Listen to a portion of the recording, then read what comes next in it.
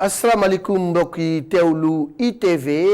ci canal 217 bu dee canal plus wala boog canal 15 bu fekkee ni ci TNT la ni ñu koy defee rek dimanche bu jot ci waxtu wi seen émission bi di Omnisport nga xam ne bépp xeetu tàggat yaram lañ fi waxtaanee li gën a fës ci week-end bi ñu génn ci wàllu tàggat yaram dinañ ci waxtaan lu bëri bokkoon na ci 10e journée lii di championnat bi waaye tamit ci wàllu basket xam ngeen ni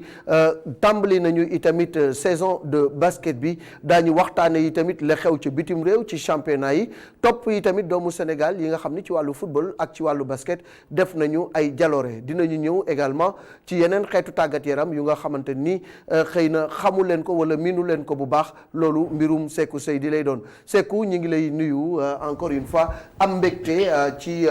semaine bi dajewaat pour waxtaanee tàggat yaram. maa ngi lay fay Malick di nuyu Malick Thiandoum di nuyu ñi ñuy seetaan yëpp fu ñu nekk ci àdduna bi di am mbégte itam toogaat fii di waxtaanaat tàggat yaram Sénégal d'abord priorité comme ni nga ko waxee basket bi moo nekk jamono ji li nga xam te ne mooy information ndax championnat bi démb la démarré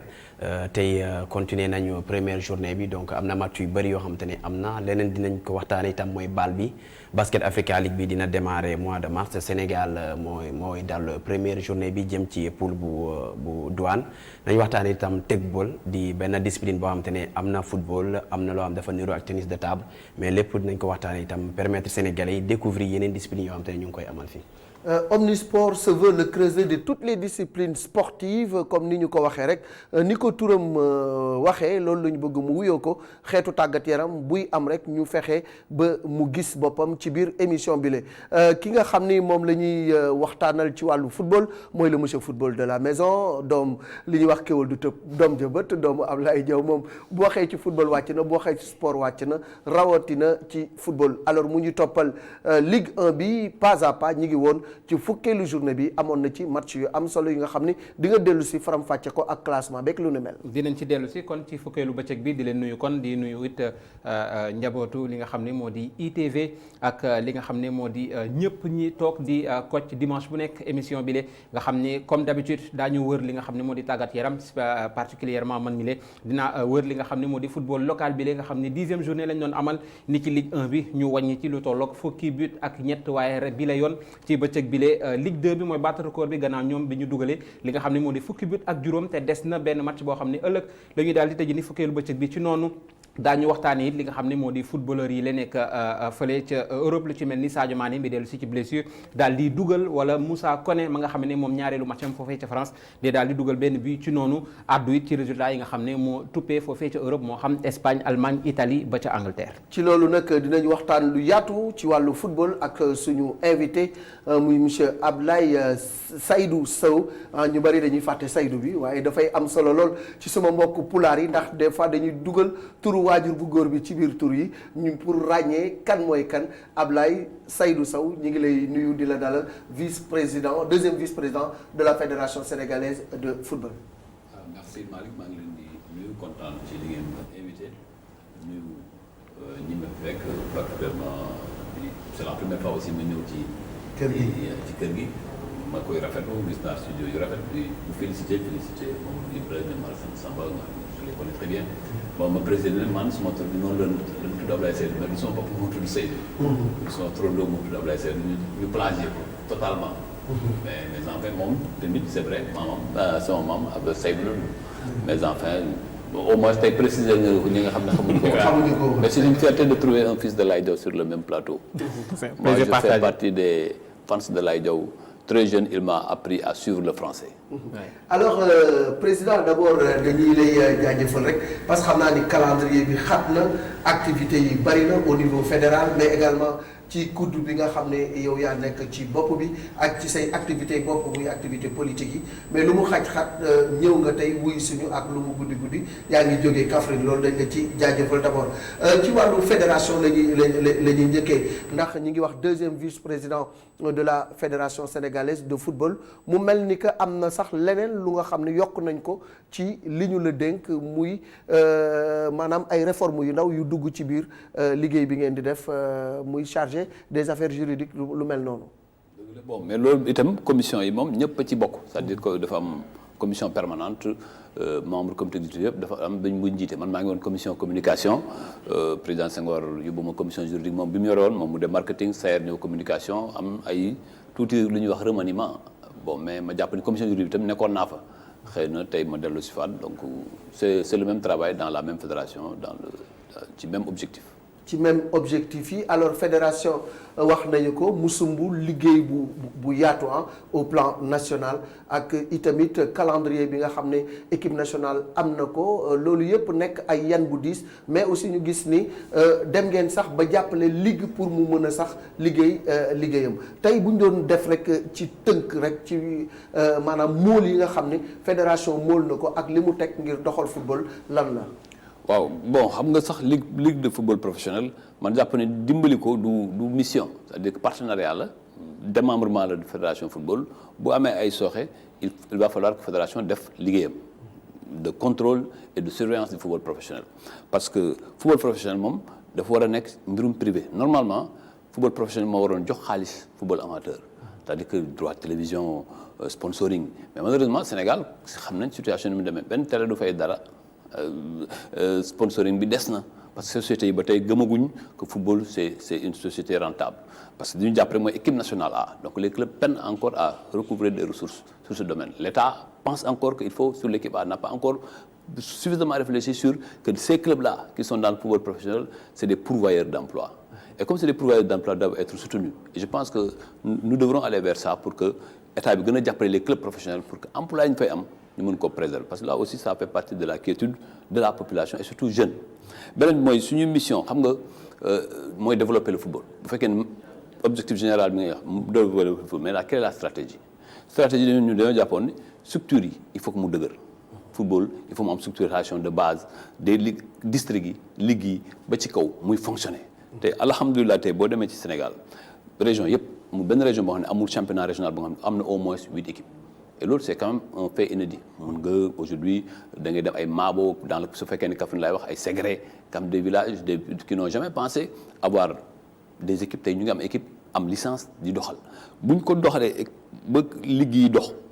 fédération bi dox parce que bu ligue yi doxee fédération bi dox club bi aussi mu am club bu nga xam ni day am link avec la fédération mais mu am aussi parce que club organisation privée la association privée mu am aussi des moyens moom mu organiser wu club bi nekk une bonne organisation ñu bañ a bàyyi rek club bi match du dimanche après bu dimanche bi jeexee mu disparaître mu am une administration mais tout ça accompagné par les moyens de la fédération xam nga bi ñu bisee coupe du monde ñu bëri woy xaalis bi fan lay dugg coow yàkkamti parce que xamuñu looy def léegi ci àddina boo ko deful ci transparence dana la mas a dab mais à la kulli àddina xaalis bi dafa am partie boo xam ne FIFA lay jógee partie bi nga xam ne CAF lay jógee mais ma leeral aussi que fédération amul subside de l'État parce que aussi dañu koy jaxase oui parfois ñu wax oui c'est des deniers publics attention définition boobu dañu ko war a xoolaat bu ñëwee nga am fonds yooyu dañ lay contrôler buy jógee coupe du monde du fonds wu coupe du monde rek mais am na ay yeneen fonds yu nga xam ne coupe d'Afrique ou bien sponsoring nga xam ne droit commerciaux yi CAF daf lay reverser yim ñu reverser yëpp dañoo ne il faut que ñu réfléchir ci benn bi na dem ci club yi mais mënuñ ñëw rek def partage ku nekk rek séddale ko rek voilà tong-tong mu jeex mais dañoo ne club régional ba ci club L1 na ci am nañ sentir na Sénégal demoon na coupe du monde club régional bu nga xam ne mu ngi ci Kédougou ou bien mu ngi ci Tambacounda bu gën a tuuti jot na 750 000 club bi gën a mag mooy club bu nekk L1 jot na 4 millions ñu ne bu loolu jeexee organisation yi nga xam ne ay ligue bu gën a tuuti mooy bu Kédougou am na 3 millions ligue yu moyennes yi comme muy Kaffrine Kolda Kaolack Fatick am na 5 millions 500 bi ci gën a mag mooy ligue de Dakar moo am 11 millions loolu musul am dans l'histoire du football mais dañoo ne loolu subvention yi boo leen ko joxee mais dañ koy consommer dans 2 ans on va dire oui fonds coupe du monde fan la jaar ñu ne non il faut encore investir dans les infrastructures moo tax tubaab jalaw ñu moderniser ko am ay vestiaires am tribune am des pelouses am 2 pelouses synthétiques ak gazon naturel centre d'excellence bu nekk Guéréo ñu defaraat ko mu bees tàq tey ku fa dem équipe nationale a ëllëg mën na fa dem ñu ubbi ko sax aux autres sports basket handball yëpp mu am fa nga xam ne mën nañ fa équipe nationale basket tey mën nañ ko fa recevoir mais ñu ne loolu doyul il faut quand même la logistique ñu jënd ay oto yi nga xam ne ñoo ko moom te suba buy président CAF ñëw fii du ñu luweeti ci oto dañuy dem te oto yi kenn yoroo ko fédération dañu koy gaare bu jeexee bu wàccee ñu gaaree ko fa bu ñu amee ay gan ou bien équipe yi war a dem ñu def ko ci bus équipe nationale ñëpp waxoon ne xamoon nañ bus bi date de 94 changé nañ ko ñu am bus bu bees tax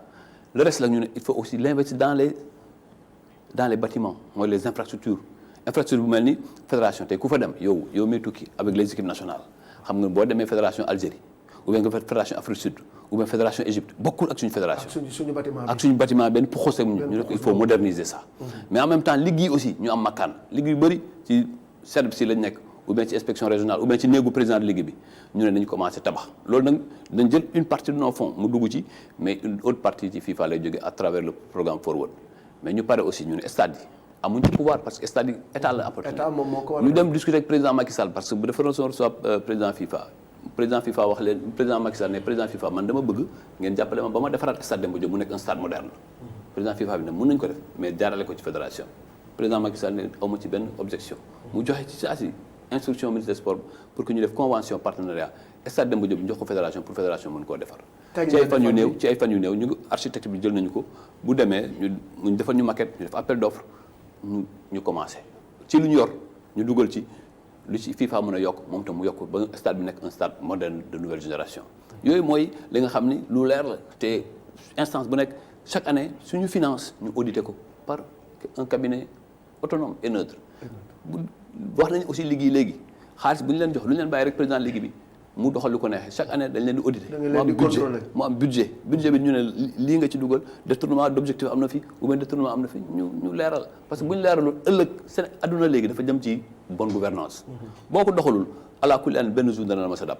te bu la dabee sa famille moo ci am gàcce. dëgg la loolu je pense que leer na c'est que bu ci kanamee tuuti dinañu gën a xuus ak moom ci yeneen laaj yu nga xam ne jëm na ci wàllu football gestion football bi ak i tamit équipe nationale calendrier bi koy xaar mu nekk un calendrier démentiel à partir du mois de mars déjà rek ñi ngi jëm ci lu am solo dinañ waxtaan ak moom ci li nga xam ne aussi moom mooy coow li maanaam le président de la FIFA proposition bi nga xam ne def na ko jëm ci wàllu Coupe d'Afrique des Nations ñu koy amal 4 ans yu nekk il y a des voix discordantes au niveau de l'Afrique ñii nee nañu baax na ñii nee nañu baaxul loolu yëpp dinañ ci waxtaan ak moom bu ne ça waaye dañuy ñëw ci déjà suñu football local xam ngeen ni ñu ngi nekkoon ci 10e journée Pape Malick mu amoon programme yu am solo bi ci njëkk mooy bi amoon diggante Jaraaf ak Njàmbur ñoom ñoo ubbi yëf yi depuis samedi li ci des nga baaxee ko ñi ñuy seetaan. Jaraaf kon ñoom ñoo ibbi li nga xam ne moo di fukkeelu bëccëg bi ni ki démb comme ni nga ko waxee ca stade Amadou Barry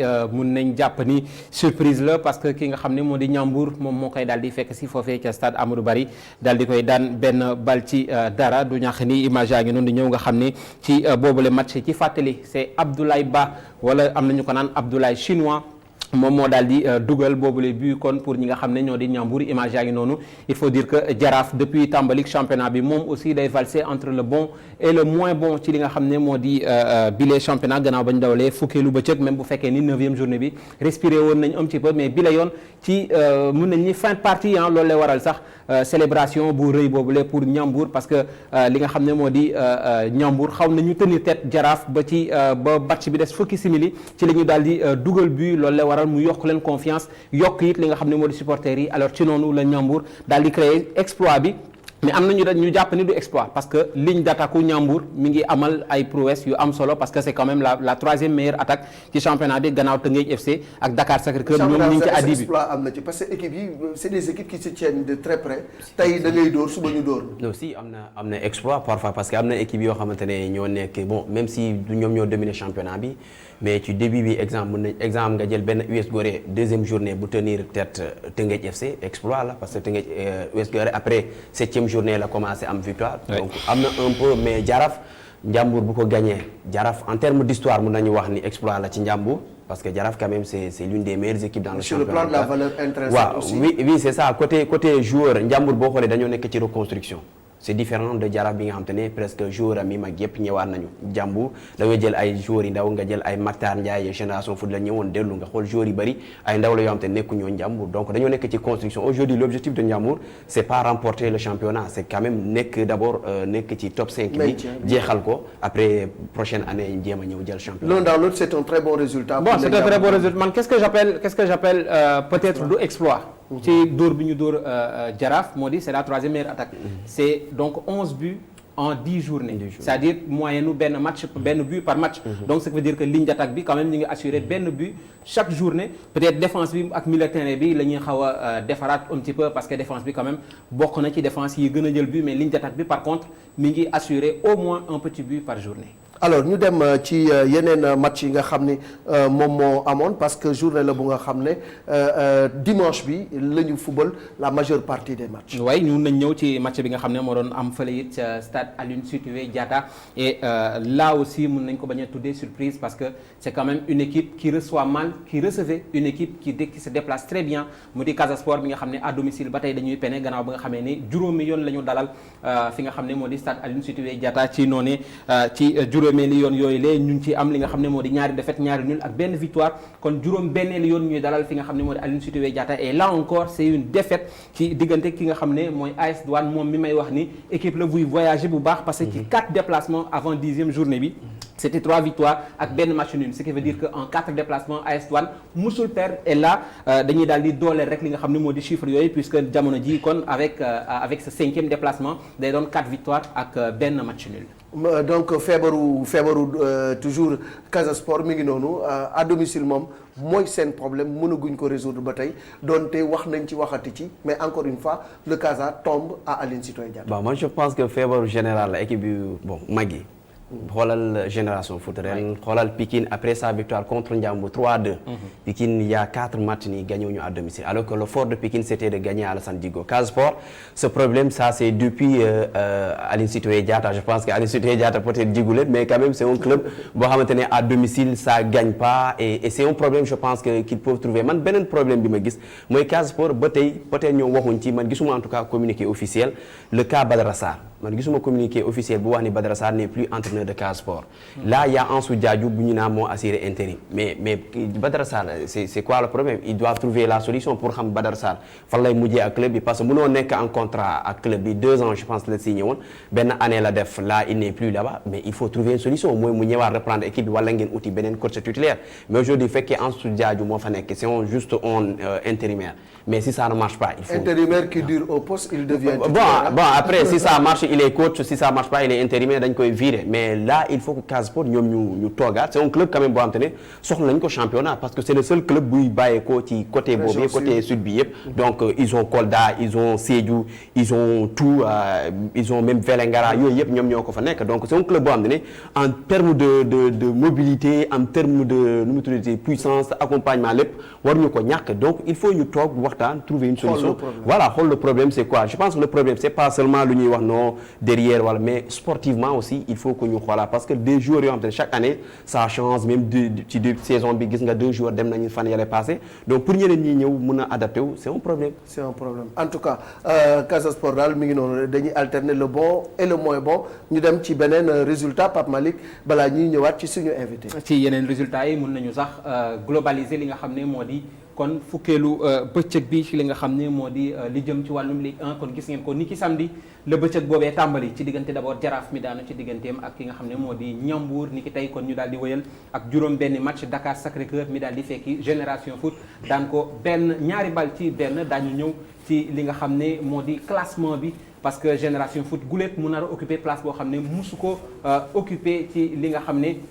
moom moo jëm ci kon li nga xam ne moo di classement boobee kon mi ngi noonu Teungueth FC moom mooy daal di nekk ci bopp bile ak ñaar fukki poñ ak ñeent ci noonu moom day daal di des ba tey meilleur attaquant championnat bi ak 17 réalisations en seulement 10 journées AS Douane moom it mi nga xam ne day am ay déplacements yu am solo ma nekk ci ñaareelu place bi Dakar Sacré-Cœur qui suit la cadence moom mi ngi ci ñetteelu place bi pour le moment sont relégables CNEPS Excellence ak Génération Foot mi may wax ni musul occupé 14e place bi de kon gulet champion en titre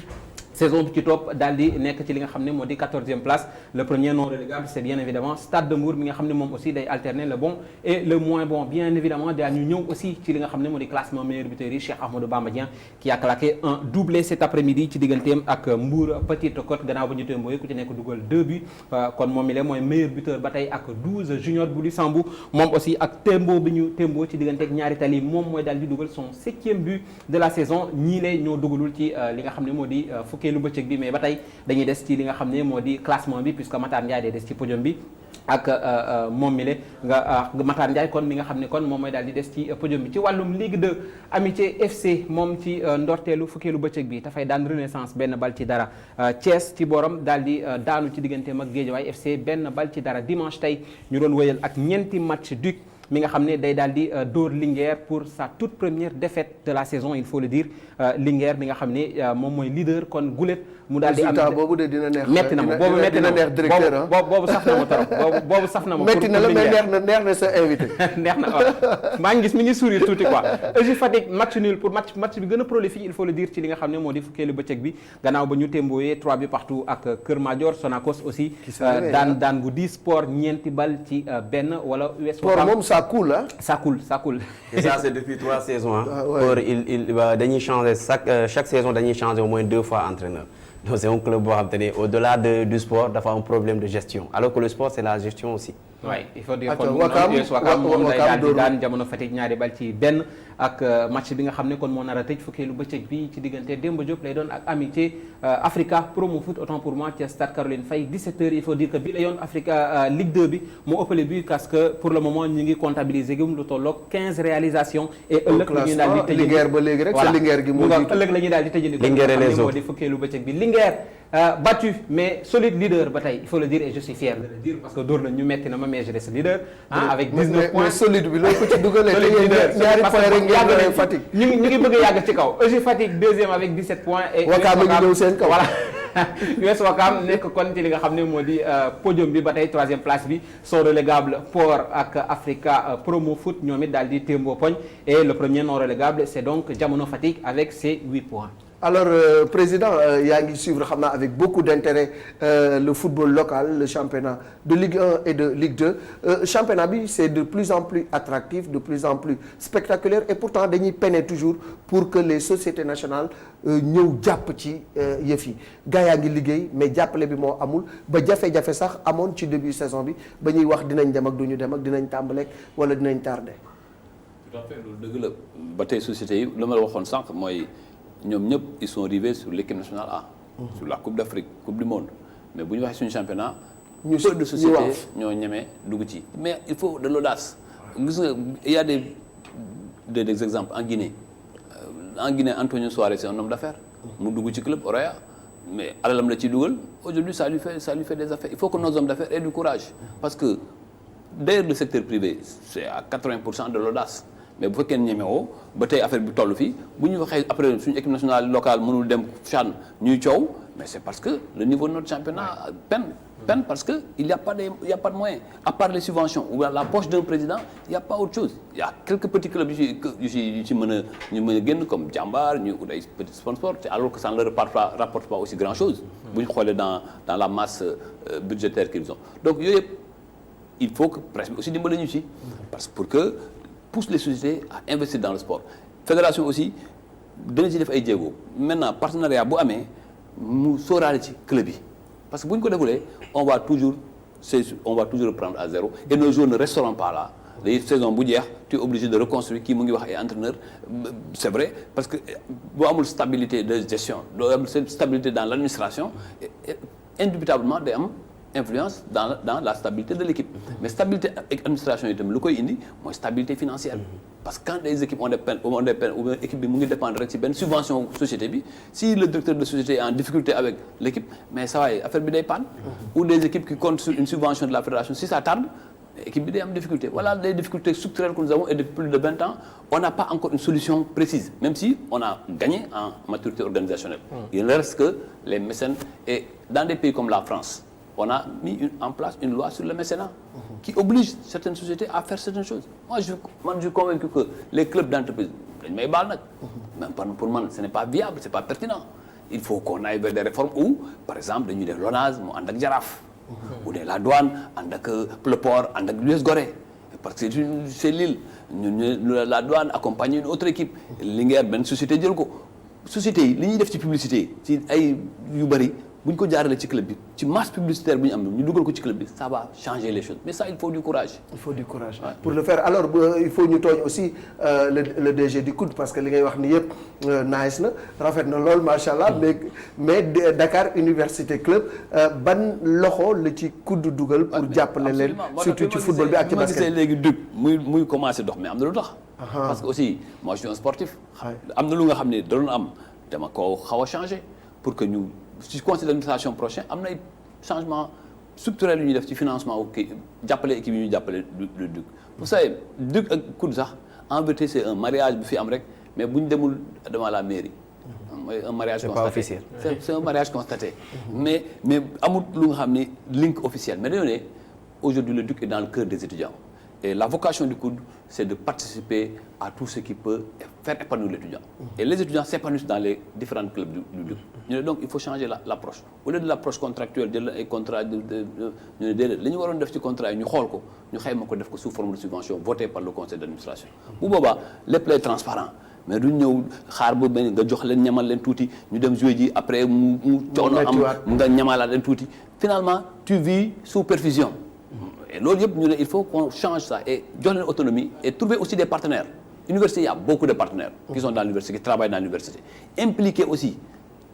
ces partenaires-là dans le financement des différentes équipes du COUD et du DUC. Et je crois qu'aujourd'hui, que ça soit le basket, que ça soit le football, que ça soit les autres disciplines, tous amorcent dans ce sens. Et dans le sport universitaire aussi dafa war a delluwaat ci place am. Mais absolument nekk le vivier de notre sport. Absolument. Aujourd'hui à Ziguinchor il y a une université. Thiès, l'université de Thiès vient d'être affiliée à la fédération. Moi je suis convaincu que les universités bu ñu leen impliquées dans le football il y a beaucoup de choses qui peuvent changer parce que am nañ d'abord un vivier. Un vivier bu nga xam ne réel et moi je suis en train de réfléchir aussi avec les différentes sections du DUC pour que ñu créer un grand groupe de supporters parce que moi je suis convaincu que bu étudiants yi bu ñu leen dugalee ci équipe nationale yi ñu supporter eux ils supportent avec le cœur et la raison. Et surtout ce qu'il faut régler avec ces supporters c'est la violence. Mais non ça veut dire que c'est loolu il faut simplement. En tout cas en basket. xam nga c'est la passion Seydi lii la passion il faut simplement qu'on arrive à juguler la passion à contrôler la passion bu ñu arriver à encadrer la passion rek il y a pas meilleur support man quand l'équipe nationale du Sénégal joue ici à Dakar moi je ne sens pas nos supporters ils peuvent être pleins mais il y a pas une pression mais va au Burkina Faso moi je suis sûr que l'égalisation du Burkina Faso vient des publics bu ñu def ak ñoom 2-2 mais nous ici on est bien gentil on est correct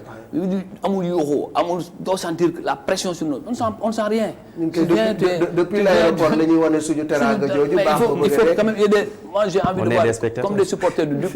autour de l'équipe nationale nga xam ne ñëpp xam joueur suñu joueurs yi am pression joueur ñële am pression joueur suñu joueurs yi jàpp ni fii de bu ñu fi gañewul musiba ñële itam xam ne fii buñ fi gañe duñ fi ñibbi. non loolu moom mën naa ko confirmer en basket DUC buy jouer. Maintenant il nous faut simplement arriver à encadrer la passion pour qu'elle ne soit pas débordante. Alors tout de suite on va encore continuer sur le volet football dañuy daal di ubbi beneen xët mu jëm ci football international.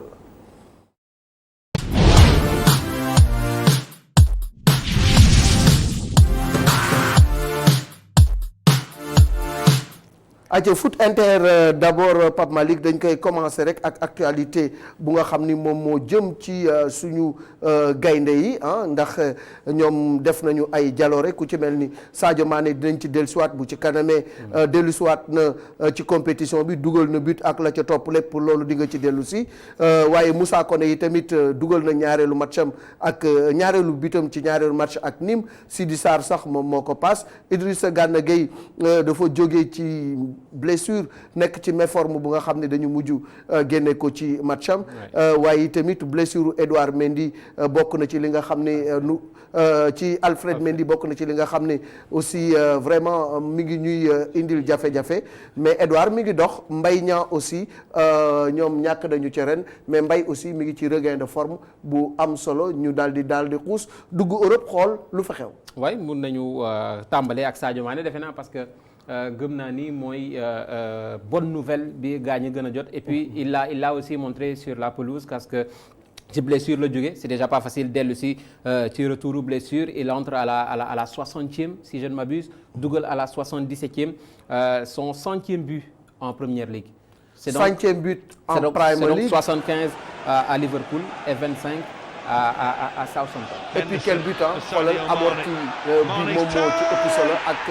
enchaînement frappe du gauche entre deux défenseurs centraux loolu je pense que c'est du grand art et puis moment la bu nga xam ne Liverpool mi ngi nekkoon ci jafe-jafe bu mag xoolal contrôle bi moom moo def différence bi yëpp mais il reste bien sur ses appuis lii moom mooy wane ni alors Sadio est revenu à son meilleur niveau et li ko may mooy liggéey moment bu nga xam ne dafa blessé gars yi di dem ay vacances ak yooyu da leen ni man damay liggéey pour dellu si au top niveau alors le truc c'est quoi 100 buts en Premier League 100 buts 75 à Liverpool 25 à Southampton et il a bien sûr choisi le bon moment pour signer son retour parce que comme ni nga ko waxee déjà ñu ngi doon même bu fekkee dañu ngi gagné mais un petit peu difficilement en Angleterre mais aussi on prépare la Ligue des Champions et contre Atlético Madrid ça ne sera pas facile donc gis nañu but boobu nga xam ne amal na ko il a aussi prouvé que beneen Sadio Mané léegi la ñuy gis ci biir charnière centrale bi gannaaw ba nga xamee ni prouvé woon na saison dernière ak début saison bii ni il est bon de la tête léegi les enchaînements lay daal di dolli ci li nga xam ne moo di carnet. et puis ci histoire Premier League 100 buts ñi ko ci dugal nekk doomu Afrique Didier Drogba la ak Yakubu Ayegbeni ak Emmanuel Adebayor Mohamed Salah moom mi ngi ci 91 buts donc Sadio dafa dugg encore ci histoire football mu nekk lu nga xam ne c'est au tout bénéf pour l'équipe nationale du Sénégal mais Sadio dafa nekk xale bu nga xam ne lu mu def dafay neex askan bi ndax ni mu mel d'abord c'est un travailleur acharné mais modestie ak humilité bi mu am ak cër bu mu jox doomu aadama tax na saa yu nekk nit yi dañ koy ñaanal alors li ma koy ñaanal moom la ko président di ñaanal moom la ko keneen di ñaanal toujours dañ koy ñaanal mu jëm ci kanam ndax aussi lu mu am mu néew mu bari mi ngi koy bokk ak askanam loolu yi tamit générosité boobu tax na à chaque fois les gens prient pour Sadio démb bu muy échauffé wu ki ma toogal di seetaan dama ko ni xam lan laa bëgg Sadio nii laa ko bëggee na dugg rek dugal régler match bi mu jeex far yàlla def ko te bu muy dugg maa ngi tari ay saar yu nga xam ne mooy loolu te wër na ma nit ñu bëri tari nañ ko alors président Sadio vraiment un garçon serviable mais aussi un travailleur un vrai compétiteur absolument foog naa ni ci li nga wax moom c'est un jugement partagé unanime ku ko jege ak ki ko sori yëpp moo ko xam c'est-à-dire Sadio est un garçon discipliné respectueux et puis qui ne se fait jamais la grosse tête. Moi je me rappelle il y a un match contre l'Algérie je crois bi ñu gagné 2-0 en 2017 alors que il a senti que les gens n'ont pas donné ce qu'ils devaient donner en 2015 je crois. Mais bi ñu duggee ci vestiaire yi j'ai vu un autre Sadio crier pour dire que lui il a sa place. Qu'on devait se battre avec une force boo xam ne on a été obligé de le calmer et on l'a jamais vu complètement sorti de ses gonds. C'est l'amour qu'il a pour son pays, l'amour qu'il a pour lui-même parce qu'il sait d'où il vient et ça c'est important gis nga nit ñoo gis ñu bëri ñuy beew di dugg ci dañu fàtte fu ñu jógee boo fàttewul say racines rek fu ngay jëm da nga koy xam Cheikh Anta daf ko doon wax quand on sait d'où l'on vient on sait où on va. loolu lu am solo la moom xam na ni Kaffrine la bokk fa la cosaano fu la jógee sax ñëw ci plateau bi saa waay loo wax mënoo tudd Casamance te duggalu ci feneen nga ndax seetlu nga loolu ci moom man ko rek ngaay gi tamit noo def ma wax ngaay kii tamit bu ñuy wax ndar mu naan Linguère solide leader xam nga nit da ngay bëgg sa dëkk dafa am solo bon après Sadio Mané boo tourné wax tourné nga delloo ko Casamance rek voilà c'est la fierté de tout un pays la fierté également de toute une région en tout cas il y avait aussi un Sénégalais aussi bi illustré ci France c'est bien Moussa Koné parce que sa deuxième sortie il faut le faire comme je dis man li ma tàmm di wax rek Sénégalais yi dañu mun naa ni adaptation bu gaaw la ñu am ci championnat de France parce que soriyaatoowul un petit peu ak formation bi ñuy am peut-être fii nii donc Moussa Koné ci deuxième sortie am léegi dañuy déglu tuuti way ni ko gars yi fental way te kat ñaari match rek la def dugal ñaari but mais gars yi fental dañ ko way yëkkati ko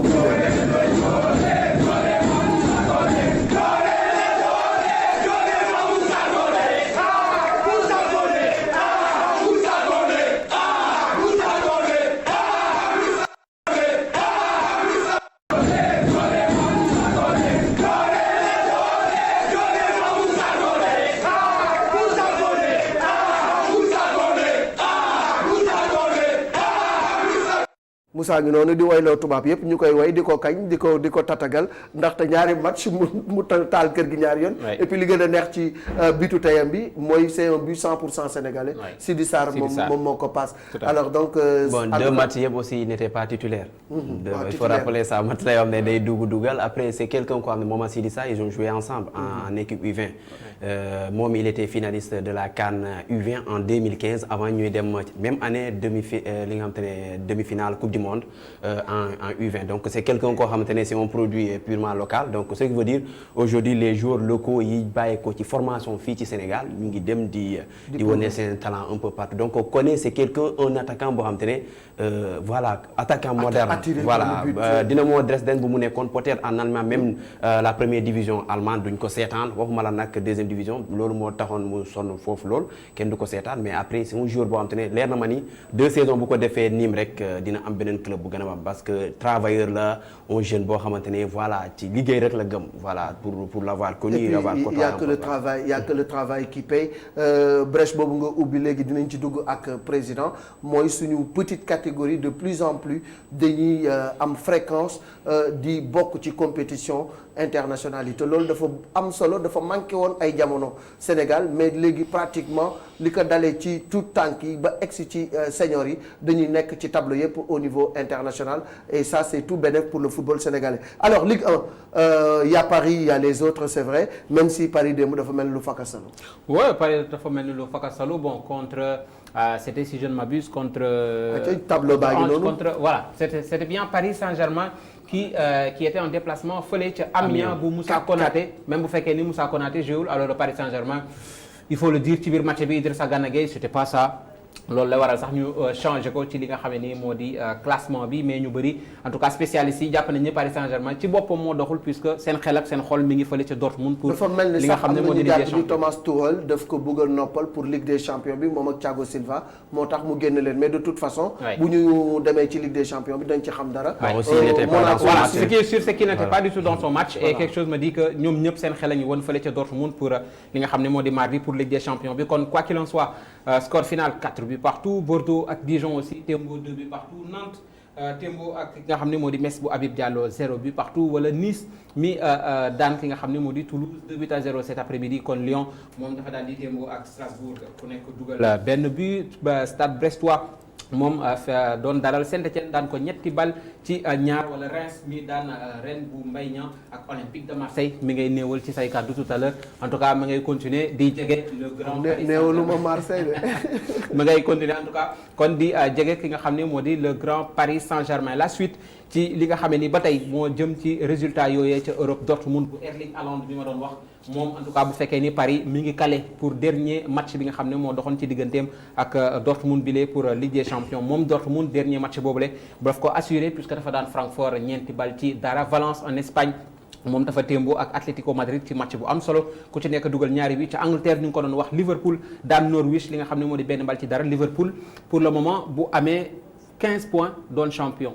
12 points ci 15 points ci 12 journées yi ñu jëm day doon directement champion foofu nga xam ne moo di Angleterre Barcelone kon moom dafay daal di daan Getafe pour assurer tout simplement 2 buts à 1 ca Angleterre dañ cay dellu parce que Tottenham ni ki tey jilee dafa daal di daan Aston Villa ñetti bal ci ñaar Bayer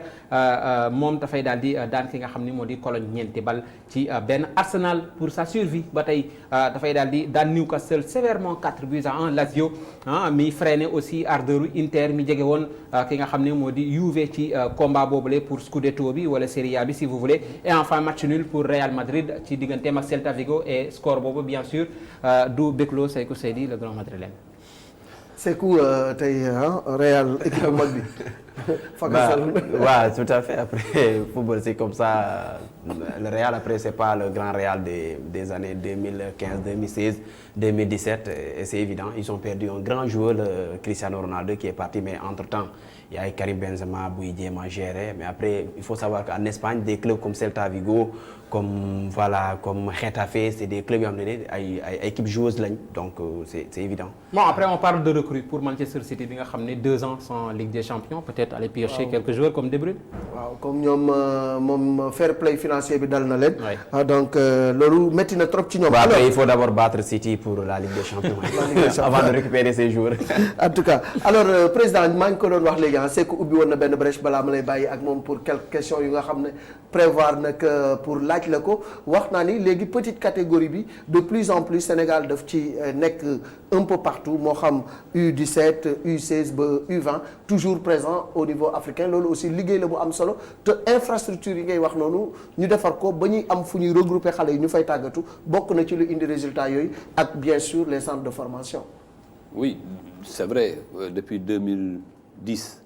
on a mis en place une politique pour ces infrastructures-là. C'est d'ailleurs pourquoi l'État doit en charge les équipes jeunes. C'est la fédération qui les prend en charge exclusivement. Totalement. Dans tout, hein, même dans les transports. Et ça nous a gagné. Moi, gagné la régularité de nos équipes dans toutes les compétitions. Parce que nous, en 1995, le Sénégal a une Coupe d'Afrique de U20. En U17, on n'a jamais participé. Et maintenant, de plus en plus, nous devenons réguliers. Au-delà des centres. Mais c'est tous les clubs aussi. Aujourd'hui, aller à Kaffrine, où il y a 12 équipes qui jouent en championnat régional, les 9 aujourd'hui ont des équipes juniors. Et il y aura un championnat junior régulier. Donc, il y a des efforts à tous les niveaux.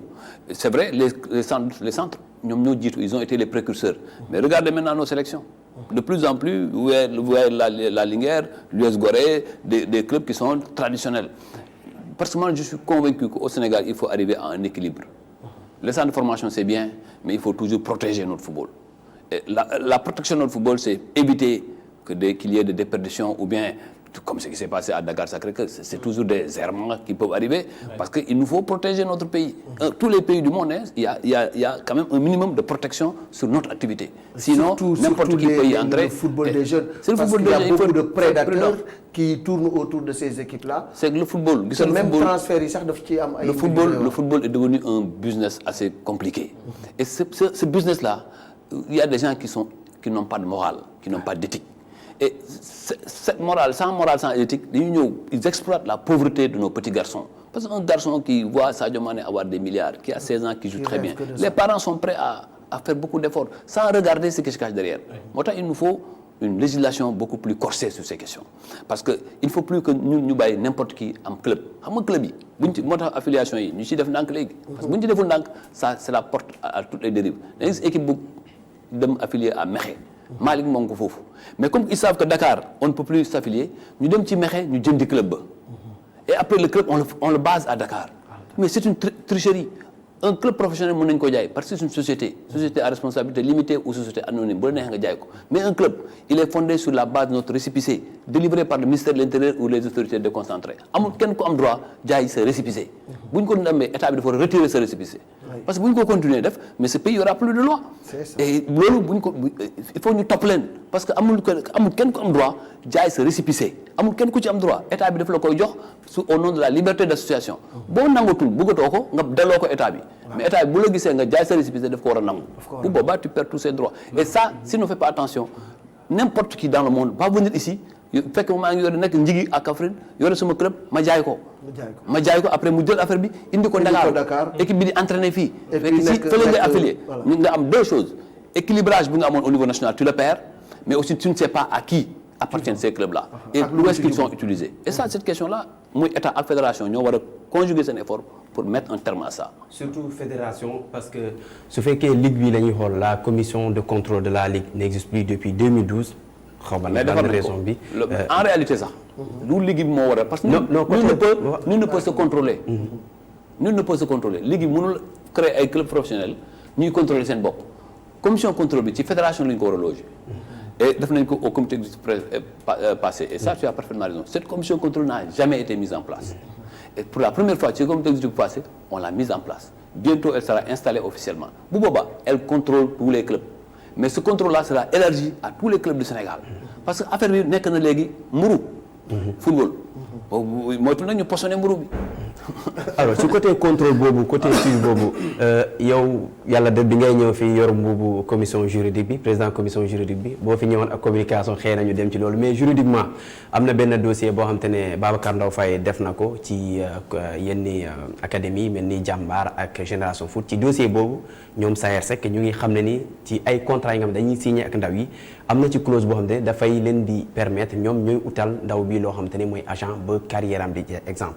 agent bi ñoom ñooy dox seen diggante beneen bi mooy côté image am ñoom ñoo koy moom di loo xam te ne biñ ko laajee ay avocat dañoo gis ne loolu jaaduwul léegi yéen fédération est-ce que yéen loolu noonu yéen mun ngeen ko régler yéen mun ngeen s'auto-saisir wala il faut ñu saisir leen pour ngeen mun cee àddu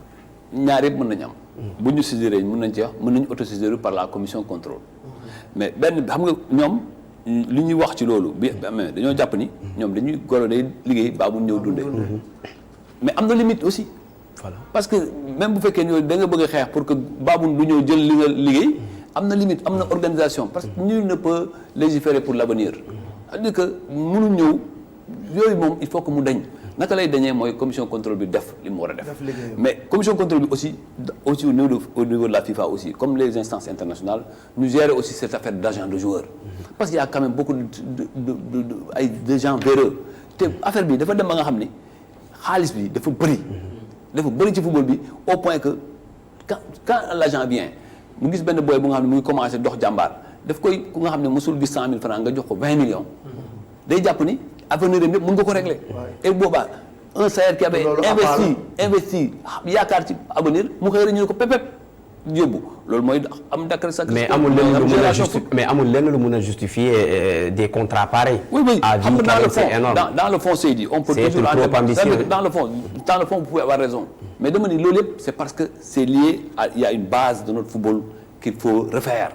il y a des textes qu'il faut mettre en place il faut une commission de contrôle qui fonctionne il faut une législation forte qui puisse protéger et les clubs et les intérêts de ces jeunes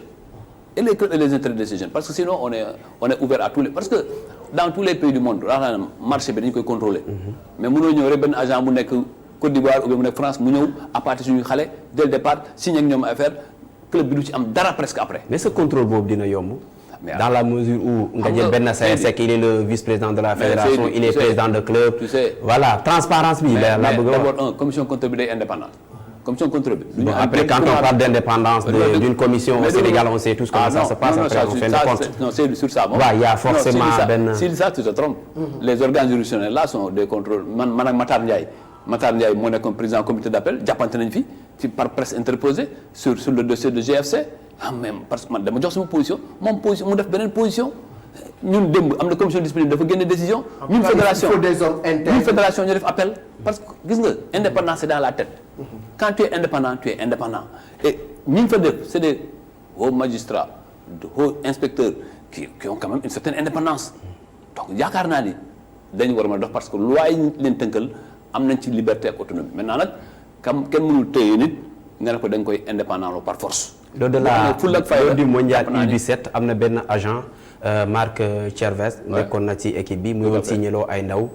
ay contrat d'agence yu demee noonu kon loolu noonu bu ko Sénégalais déggee dafay mel ni ndaw ñi bu ñu génne amul benn contrôle amul benn suivi ku nekk mën na dugg ci ñoom. non génn bi moom amul problème c'est-à-dire que génn boo nekk ci équipe nationale tu es protégé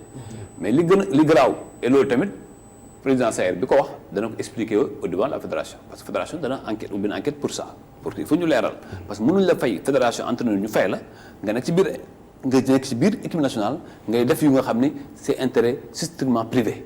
man ñemewuma ko keneen ñemewu ko kon mënuñ ko nangu entraîneur mu ci dugg moo tax loolu yëpp nag daf ñuy gën a jàngat dañoo war a gëstu képp kuy dugg ci suñu équipe nationale yi parce que bu ñu ko defulee n'importe qui peut y entrer et après voilà les que ça soit Sayer qui le dise qui est premier vice-président de la fédération moo lay wane que affaire amul ay passe-droit xam nga loolu su loolu Sayer mën na leen arrêter foofu mais nëpp lu ko c'est pendant que ça a touché ses joueurs mais attention mais fan la ko waxee foofu mënu fa woon dara bu fekkoon te ni puissance boobu ñuy wax nit ñi am nañu ko man am naa ko ou bien Senghor am na ko foofu la koy régler foofu lay jël rek ne entraîneur bi nii bi mais nous tous on est protégés par un certain texte mais li ci am solo mooy naka la ñuy appliquer texte yi ak naka la ñuy amee sanction gis nga Au Sénégal, on n'aime pas sanctionner. On n'aime pas sanctionner. C'est comme aujourd'hui, je viens du conseil d'administration de la Ligue de football amateur, les gens me disent oui, maintenant les pratiques mystiques. Mais il faut sanctionner. C'est tout. Parce que quelqu'un, nous sommes sur un terrain, nous avons gazon synthétique, c'est très cher. Gars, du coup, mais si on perdre le match. Et celui qu'on a pris, le joueur identifié, ou bien le dirigeant, nous avons beaucoup de justice. Parce que si on ne le fait pas, mais on ne aura protégé rien du tout. Je n'ai pas vu un seul pays au monde gagner parce qu'on a mis quelque chose en dessous. Alors président léegi dañuy ñëw tuuti ci confédération africaine de football gis nañu soppite yi nga xam ni indi na ko d'abord ci calendrier bi CAN bi jóge na juin ñëw en début d'année loolu am na ay modifications ci calendrier bi da war na fekk yéen tamit ngeen fagaru pour que Sénégal mun a nekk dans les meilleures dispositions parce que toujours luy nekk seen force yéen mooy anticipation. Absolument. Bon, man dama koy ñaawlu un peu parce que c'est vrai qu'on connaît, on sait que le Cameroun au mois de juin est difficile. Mais loolu xamoon nañ ko bu yàgg. C'est pas une question nouvelle. C'est-à-dire que taw yi xewul boobu. Mais on nous ramène, on est obligé de nous adapter. Mais dans tous les cas, on devait jouer au mois de mars. Au mois de mars, on devait jouer en Coupe du Monde. Comme que ils ont fait réaménagement, on va jouer en Coupe d'Afrique. Mais toujours est-il que ces dispositions, le dernier comité a statué sur ça, le comité d'urgence va se réunir, et dès la semaine prochaine, en principe, une mission de prospection sera en Guinée-Bissau. Même si Guinée-Bissau est un pays proche, nous avons pensé qu'il faut prendre toutes les dispositions. Il y a 2 semaines, l'entraîneur a tenu un séminaire avec tout son staff pour évaluer les différentes compétitions et pour se projeter dans les perspectives. Je crois que c'est une bonne chose. Aujourd'hui, nous sommes beaucoup d'équipes qui ont organisé ce rôle. Il ne faut pas simplement reculer, il ne faut pas simplement dormir sur nos lauriers. Parce que le football aujourd'hui se gagne sur des détails. Toutes les équipes sont prêtes. Maintenant, celle qui sera la plus prête, c'est celle-là qui sera la plus organisée. Alors wax nañ ko léegi maa ngi koy junj ci suñu njëlbeen le président de la FIFA dafa def benn sortie bu nga xam ni ça divise l'Afrique la CAN ñeenti at yu nekk ñii ni baax na am ñu ne non loolu baaxul ci football africain parce que li tax ñu proposer ko xëy na c'est pour protéger les clubs européens ak lu mel noonu ban gis-gis nga ci am donte yaa ngi am benn pied au niveau de la CAF. waaw xam nga man d'abord dama jàpp ne Gianni nit ku baax la. faut se dire les choses aussi nit ku nga xam ni indi na beaucoup de progrès dans le football surtout dans les relations avec l'Afrique mais ci nii mu defee nii man dama jàpp ne dafa juum. parce que pour moi en tant qu'Africain am nañ instance bu ne CAF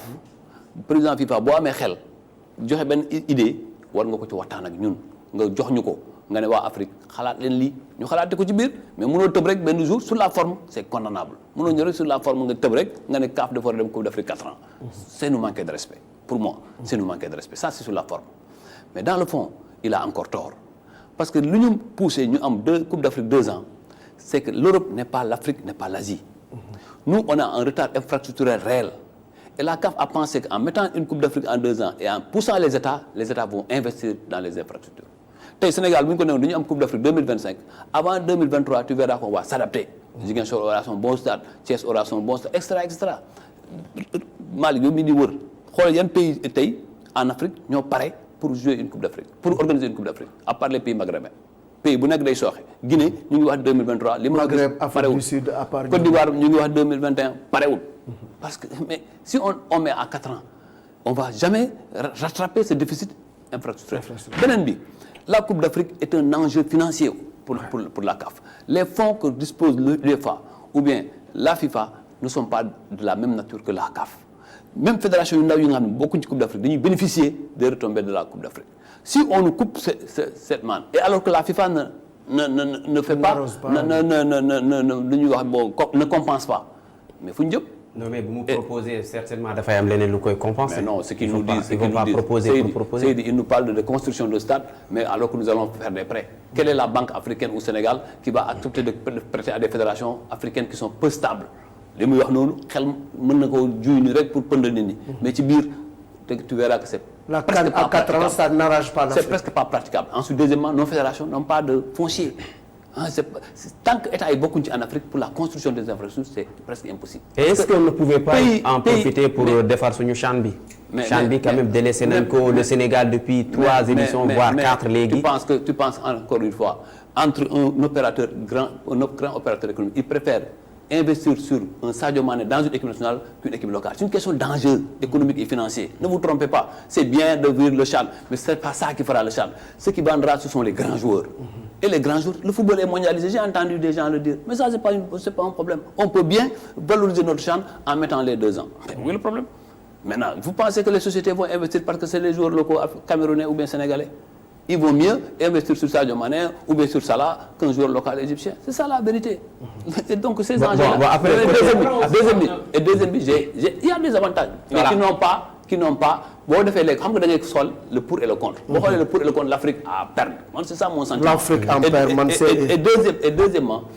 on veut suivre l'Europe dans son truc de business de protéger les clubs européens. Parce que les clubs européens ne veulent pas lâcher nos joueurs. Oui, ça c'est sûr. Et nous, on veut suivre ces politiques-là, nous, Africains. Mais pour moi, c'est une question de dignité. L'Afrique doit rester à 2 ans. Mais nous analyser une bob. Aujourd'hui, on est prêt à aller vers les 4 ans. Fait que financièrement, au niveau des infrastructures et au niveau économique, nous sommes prêts. À ce moment-là, nous définissons. Mais financièrement parlant, est-ce que tous les 4 ans aussi, il y a un avantage? Parce que est-ce que dans les caisses, tous les 4 ans, tu as 4 ans pour préparer une Coupe d'Afrique, tous les 2 ans, tous les 2 ans, le Sénégal, on sort beaucoup d'argent. Tu sais, la Coupe d'Afrique des Nations dans les années passées. Il faut conclure par là qu'on ne gagne pas aussi. On ne gagne pas. On dépense pour perdre. Mais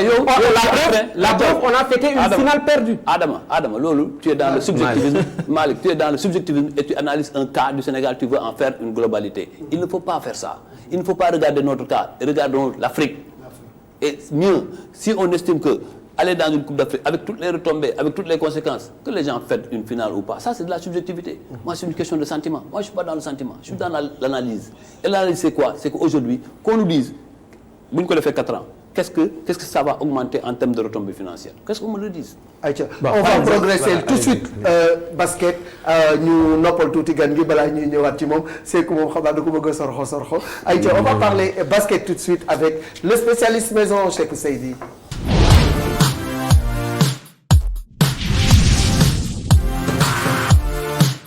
Aïté Sekou, actualité des Lions, tu vois le basketball, nous gagnons def ci parquet yi. Waaw basket bi dañ koy commencer championnat national bi démarré na week-end bi waaw ubbi na démb samedi bale la waroon tijji mais après c'était pas la faute à la fédération sénégalaise de basketball club yi la comme dit président Abdoulaye Sow di wax léegi sanctions yi comme ko amagul donc ay club yi toog ba dernier moment na mënatuñu démarrer championnat ñu tëbal ko encore pour une semaine je pense que loolu lu war a jeex la bu ñu bëggee dem ci professionnalisation voilà ci ay détails am te ne depuis le 17 décembre waxoon nañ le championnat va bref ballon bi bondir na voilà alors ballon bi bondir na ci stadium Marius Ndiaye am na ay match yu am solo yoo xamante ne am na fa am na journée non stop comme ni nga ko waxee ay match yoo xamante ne presque journée bi yëpp joué nañ fa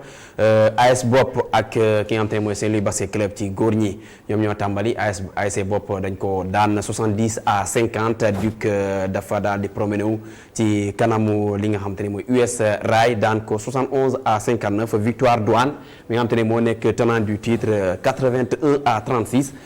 il faut rappeler que au moins Douane nekkul di préparer championnat son objectif c'est la BAL la Basket Africa League bi nga xamante ne dina ko dem 81-36 Sibac la ko dóor Sibac c'est un club boo xamante ne voilà ça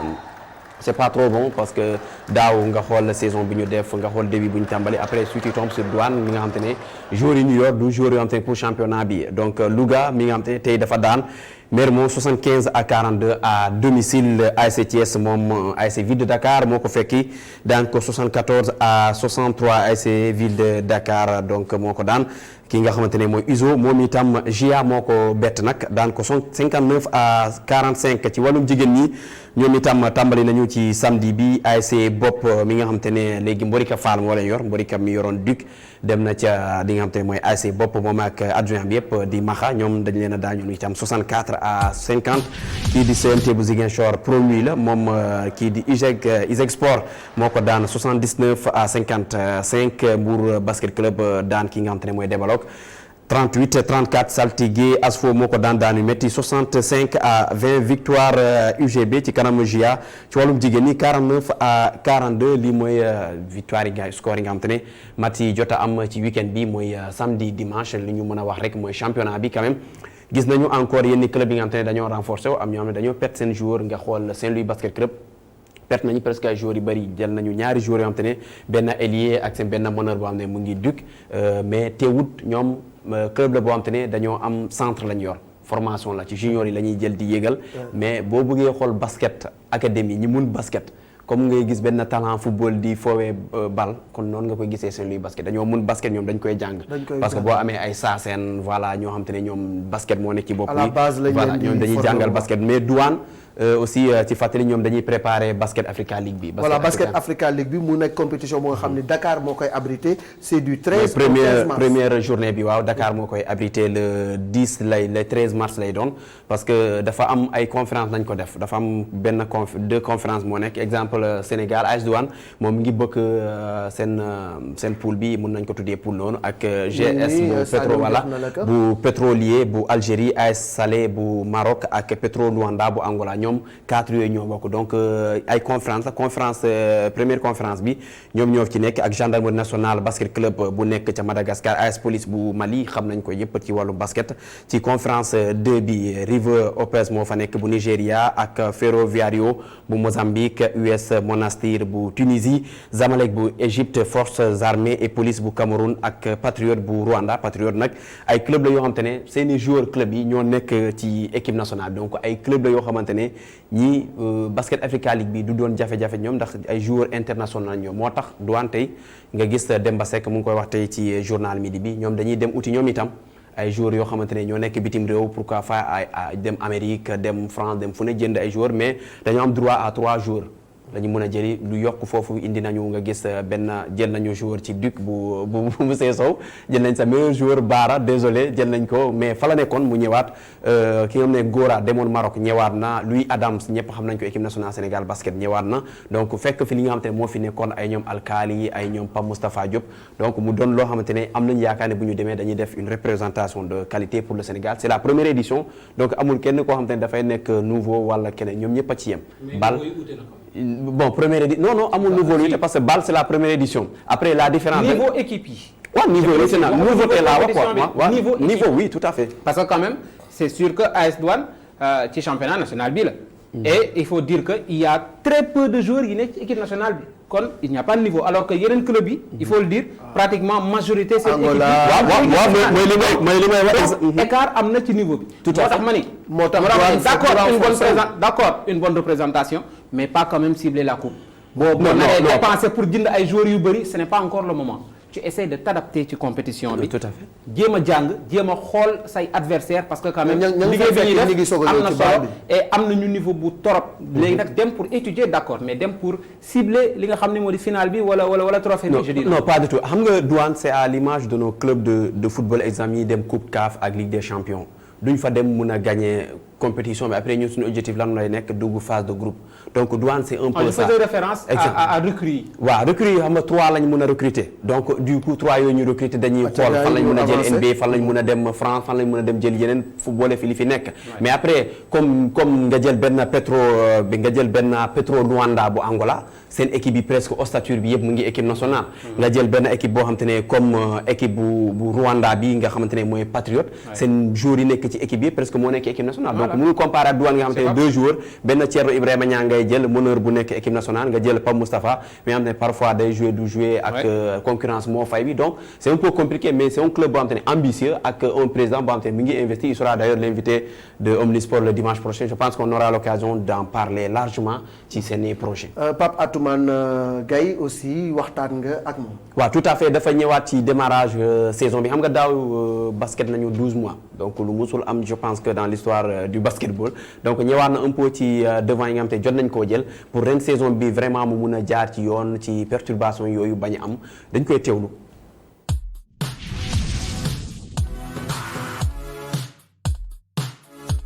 actuellement championnat am démarré nañ li si yaay noonu yaakaar ñu ngi ko commencé am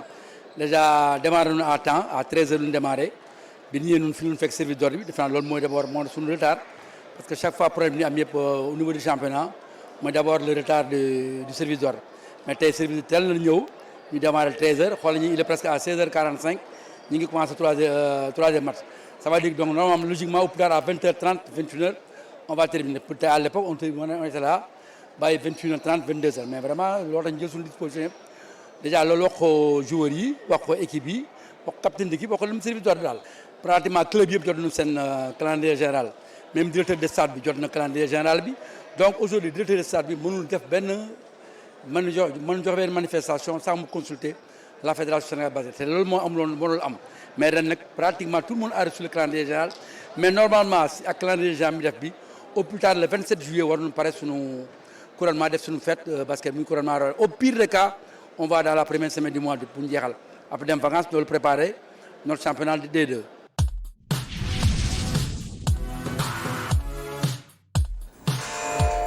voilà Pape Atoumane Gaye donc dellu si na ci ni nga xam ne noonu la ñu bëgg a doxalee seen saison bi ren ba du am benn rëq-rëq alors dañuy dem rek ci suñu gars yi nekk fële ca bitim réew yaakaar naa ni góor gi si commencé na compétir ak Memphis. waaw joué na matcham bu njëkk donte ça du noonu la kii bon premier match la c'est évident amul temps bu bari mais jot na am 7 points 3 rebonds c'est important mu jógee ci Minnesota ñëw Memphis donc jour la boo xam ne gis nañu deuxième partie saison bi nga xamante ne début partie saison bu mu def Minnesota aujourd'hui c'est un joueur boo xamante ne bu demee ba adapté wu ci li nga xamante ne mooy système de jeu bu Memphis dina compliqué même si poste bu muy joué dafay am benn concurrence parce que am na Jaren Johnson bu doomi Amérique boo xamante ne bokk na ci ñi gën a xarañ ci poste boobu mooy ailier fort la donc dañuy xaar góor gi mu imposé en tout cas bu amee temps dina imposé wu ci club boobee ci li nga xamante ne mooy Memphis di nekkoon premier match am ci 7 points 3 rebonds donc c'est de bonne augure pour équipe nationale du Sénégal mi nga xamante ne objectif bi moo nekk Afrobasket 2021 mais am na coppite yi am ci équipe nationale mooy Boniface Ndong un séeréer bon teint ñu jox ko équipe nationale Sénégal sa mbokku séeréer je pense que moom mooy jël équipe nationale du Sénégal ci wàllum góor ñi ki nga xamante ne mooy Porfirio moom du disponible donc ñoom xamoon nañ déjà du disponible ci fenêtre FIBA yi moo taxoon ñu anticiper jox ko ki nga xamante ne mooy Mamadou Diop Mamadou Gueye Pa bi mais après ñu dem ba si biir xam ne ay non dinaa disponible non du ma disponible ñu jël devant yi naan na Boniface jël Boniface c'est un ancien international sénégalais donc def na ay parcours am voilà il est adjoint à Denver mu ngi foofu di def liggéeyam jaar na Galatasaray jaar na un peu partout donc il a l'expérience il a l'amour du pays et voilà si tout passe bien dina nekk entraîneur équipe nationale Sénégal après l'objectif du Sénégal c'est d'aller en Afrobasket remporter ko parce que depuis 1997 Sénégal defu fa dara dinañu wax itam li nga xam te ne mooy concours dunk bi ni fa nekk ca Miami moo taxoon mu indi loolu xuloo léegi bu ñu jógee ci loolu dañuy daal di ñëw rek ci suñu beneen rubrique muy à la rencontre de amul jingle waaye dañuy daal di dugg rek ci li nga xam ne dañ koy dugal ci biir basket bi Sékou parce que ki nga xam ne moom la ñu Cheikh Diop di xamal leen mooy Moustapha Diop mu nekk un jeune basketteur qui évolue à l'AS Douanes doublement roi du basket au Sénégal il fait partie des valeurs sûres malgré ses bonnes performances il ne compte pas s'arrêter là et il veut accompagner son équipe sur d'autres années de gloire ñu dem à la rencontre de Moustapha Diop.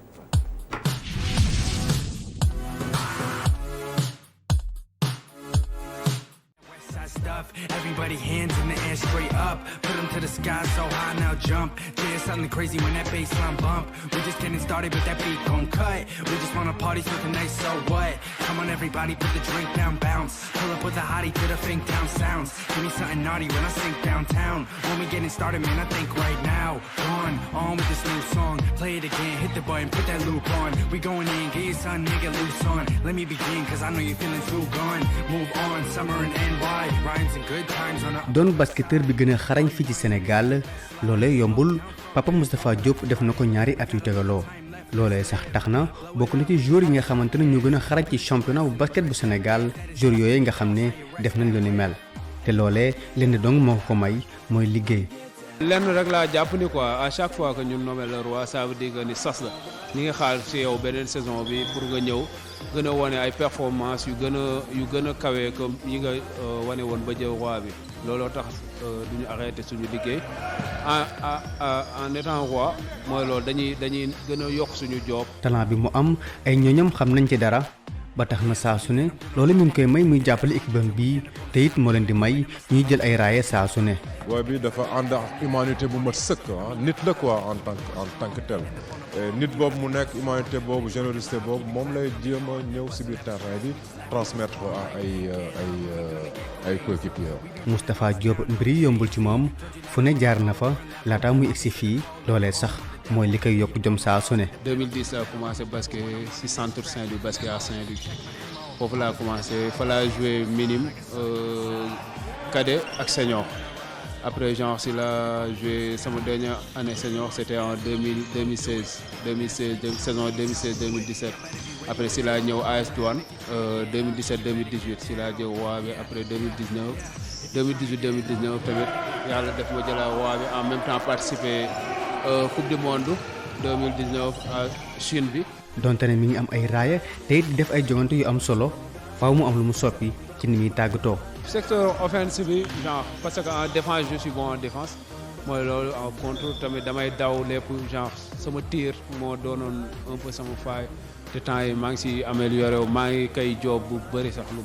maa ngi tir lu bëri. Moustapha doon na koo xamante ne équipe bi yëpp mën naa sukkandiku ci moom mu doon ci kaw parquet bi wala ci biti loolee ay ñoñam kenn du ko ci weddi. C'est un gars extraordinaire xam nga je l'ai connu parce qu'il y a 4 ans de cela bu muy nekk Saint-Louis di doon daje maak moom di jouendo xam nga mu doon duel bu neex quoi en plus tamit il est respectueux booy bu cool amul benn problème moom macha allah quoi. défaut mooy dafa baax dafa baax moom doo ko déggal dara moom dafa nopp su amee même si la toog sax da ngay wax ak moom mu ne la ok amul benn problème parce que amoon loo ko reproché quoi franchement booy bu cool la. ba tax na donte ne ndaw la ñu ngi koy jàppee royukaay saa su ne. booy bu sérieux la booy bu jullite la yaru na bëri na kaf bëri na jàmm quoi loolu laa ko mën a juger. nekk na profil bu ma màggoon parce que rëccuwuma ko bu ma ko amee sama équipe ba léegi depuis 2 ans année bii nii troisième année baaxoon na trop suñu équipe quoi parce que bu ñu amoon benn 3 bu dem amaat benn 3 bu ñëwaat kon profil boobu noonu dañ ko doon wut te arrangé nañu trop sax. te basket bi mu nekk mi ngi ciy yëg boppam ndax professionnalisme bu mat sëkk la ciy wane. si humainement si nit bu mu nekk nit ku baax la nit ku yaru la nit ku professionnel la si côté physique am qualité technique am nag xale bu sawar la xale bu agressif la si biir cerceau bi joueur bu continuer di liggéey adresse am la te yaakaar naa ne d'ici saison bii di ñëw di ngeen gisaat encore beneen Pape Moustapha bu progresser c'est beneen fànn joueur. ba fi mu ne nii mi ngi wéy di am ay ambition Moustapha Diop bokk na ci coupe du monde bu Sénégal bii ñu génn loolee tax na mi ngi wéy di ko mébét saa su ne. participer woon naa ci coupe du monde bi am na ay performances yu ma wane woon genre damay defaat le tout ba amaat beneen sélection pour mën a wanewaat lu ëpp loolu noonu. de temps en temps genre may gën am sélection di gën a intégrer sama bopp ci groupe bi. joueur basket bu nekk genre bu sañoon représenter dëkkam ba mën a jël trophée indi ko ci dëkkam defe naa loolu sag la. li mu bëgg a def ci saison bu ren bii mook li équipe am bi bëgg def daanaka benn lañ maanaam jëlaat championnat bu basket bu Sénégal waaye it am taxawaay bu rafet ci Afrique. nekkaat champion du Sénégal basketball African League bi genre tamit ñu dem mën fa am tamit ay jéego. xam nga mën fa wane suñu performance ba ñu ràññee ñu ci xam nga après tamit leneen lu ci des suñu borom moo xam mu mottali ko incha allah je vais me battre genre pour conserver sama titre roi. mu jël roi du basket ñaari yoon yu tegaloo fii ci Sénégal ak AS Douanes équipe bii nga xamante ne moom it tegale na championnat bi. Papa Moustapha Diop fasul yéene yam foofu ak jàppale bi muy am ci ay mbokkam ak ay xaritam ndaw lii li muy bëgg mooy bindu turam ci taarixu tàggatu yaramu Sénégal ak équipe am bii mu nekk mu di AS Douanes.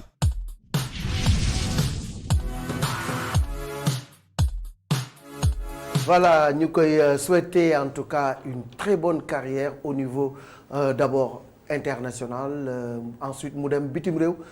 parce que il a le talent pour ça déjà il faut que ça passe par le tournoi de basket international basketball African League. waaw tout à fait mooy objectif Douane mooy dem fa def une bonne participation comme ni ñu koy waxee à chaque fois donc am nañu talent bi am nañu joueurs yi ci nekk parce que moom Moustapha am na ñaari sélection bokk na ci mondial bi demoon na fenêtre yàlla génn donc c'est quelqu'un boo xam ne commence na am régularité ci équipe nationale Sénégal c'est un produit de Saint-Louis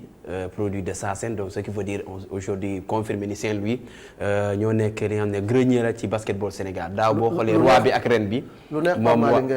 roi ak ren bi waa Saint-Louis la moom ak Kounda Ndaw yëpp Saint-Louis basket club lañ jógee donc Saint-Louis dafa nekk ci phase boo xamante ne peut-être un peu c'est compliqué côté gestion ak yooyu joueurs yi bëri ak joueurs yi bëri dem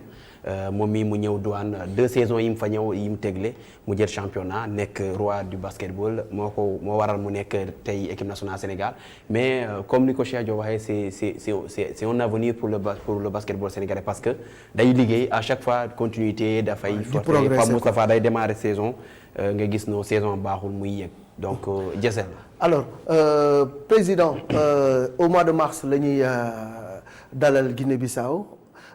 Lat Dior lay nekk il y a quelques appréhensions sur la pelouse de Lat Dior parce que tey suñu difficulté majeure mooy di ñu amuñu stade bu tolloo niveau ak équipe nationale bi même si moo nekk alternative bi actuellement nii. mais loolu léegi mu faju c'est-à-dire que stade Léopold Senghor am na projet boo xam ne léegi mu démarré pour ñu defaraat ko jusqu'à hauteur de 30 milliards pour l'adapter beneen bi le stade olympique de Diamniadio pour les Jeux olympiques va être lancé le 20 février donc à ce niveau mais en attendant il faut qu'on ait un stade mooy stade Lat Dior. Stade Lat Dior c'est un bon stade mais entretien suñu infrastructure mooy problème moo tax la fédération a pris à bras le corps de ce problème et s'occupe de la pelouse. Nous sommes en train de ñuy discuter avec le ministère aussi avec la ligue professionnelle pour un moment ñu tëj ko tunnel bi catastrophe la woon mais ñu ngi koy defar ba nga xam ne ce sera plus moderne avec mu nekk électrique vestiaires yi ñu defaraat ko parce que vestiaires yi quand même ci match contre Congo boo ci duggoon da ngay am gàcce surtout boo fekkee yaa ngi yore ay joueurs de haut niveau yu nangu nepp mais comme que ñu am na léegi une équipe nationale maîtrisée lu bëri du génn mais loolu bu amoon ci yu njëkk ya mu ngi ci mbedd mi man ni sama bopp ma duggee ci vestiaire dama xaw a am gàcce parce que il faut aussi dire les choses maintenant ñu anticiper ci loolu ñu nag ministère pour yooyu yëpp ñu stabiliser ko le stade de Lat Dior n'est pas le meilleur des stades mais on peut nous en contenir pour le moment et veiller accélérer aussi les travaux yi. Pelouse moom je suis sûr et certain que les mesures seront prises maintenant pour que ñu veille sur l'environnement sur le cadre parce que aussi ñu xam tout le processus pour la vente des billets parce que c'est un petit stade et Sadio Mané qui revient avec son ballon d'or va susciter du monde. Tout ça il faut maîtriser ça sur la question de la sécurité sur la question de la vente des billets sécurisation des billets pour qu'on arrive à un spectacle qui ne soit pas terni mais ñu gaaw pour que notre équipe comme tu l'as dit tantôt moom un stade à son standing. man une question bon peut-être yaa ngi ci infrastructure man damay ñëw rek ci réforme yi am. Pourquoi donc vous décidez de changer nga dem juridique kii ñëw marketing lépp change da ngeen a gis ne ku nekk li mu yoroon doxul. non du loolu parce que dans toutes les instances du monde dafay am ñu am bu ñu defee 2 ans. marketing quand même c'est une catastrophe. waaw non c'est pas une catastrophe. c'est qu'on peut aller plus loin. Voilà on peut aller plus loin. c'est-à-dire que c'est pas une catastrophe parce que aujourd'hui ñu ngi am suñu subside te yu nga xam ne dépendre ci état. Nous sommes l'une des rares fédérations qui. Après nous avons vu ici la chargée de marketing mu sol maillot blouson France. À l'époque mu sol fi blouson France la ñëw match non à l'époque. non mosuñu am la chargée de marketing. ça je suis désolé. n'a jamais non elle était dans cette commission. non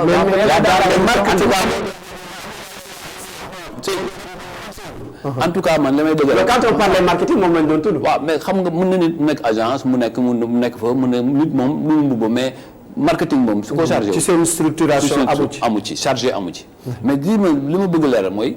c'est vrai moi je reconnais que liñ ci waroon am yëpp amuñ ko ci mais am na lu ci am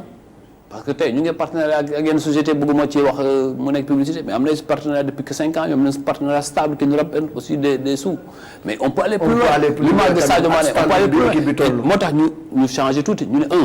Senghor c'est le président de la fédération et il a un certain carnet d'adresse et ensuite il est plus facile d'accès. Donc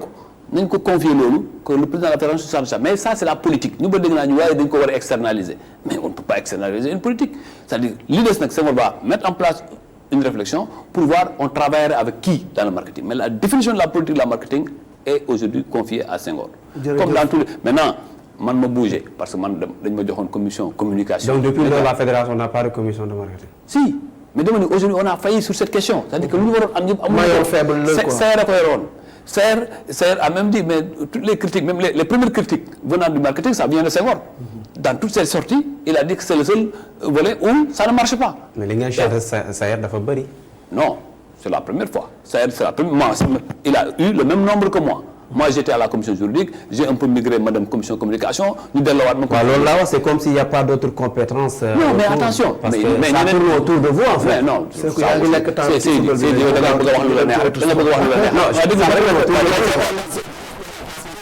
c'est que ça hérite pas l'autre. Mais il peut bouger. Il y a tout le monde, chacun a un poste. Vous êtes dans la recherche de l'efficacité. Non, dama bàyyi ma tontu ko parce que li muy wax ni dafa garaaw. Parce que mbir mi on est 23. Il y a personne qui n'est pas à la tête d'une commission. Cheikh Seck est à la tête des équipes nationales.